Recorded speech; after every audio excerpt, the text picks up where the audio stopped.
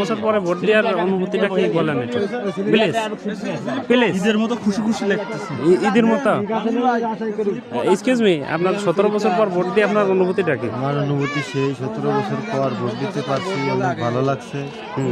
আর আমরা সবাই ধানের শীষের পক্ষে কাজ করতেছি। হ্যাঁ, আমরা ধানের শীষের বিপুল পরিমাণ ভোট নিয়ে বিজয় নিশ্চিত করে ইনশাল্লাহ ঘরে ফিরব। ধন্যবাদ। আপনার প্রথম ভোট দিয়ে কিরকম দেখতেছে 17 বছর পরে? অনুভূতি হতে নেই।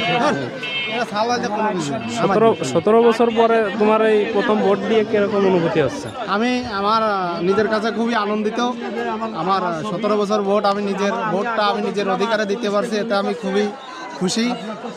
আমরাও সকলেই চাইবো যাতে যার যার ভোট সবাই দিতে পারে, কারণ ভোট একটা মৌলিক অধিকার, সবারই অধিকার আছে ভোট দেওয়ার। আমি সকলের কাছেই আবেদন করব, যার যেখানে ভোট দেওয়ার মন খুশি করে সেখানে যে এসে ভোট দেন। হ্যাঁ, ধন্যবাদ। আচ্ছা।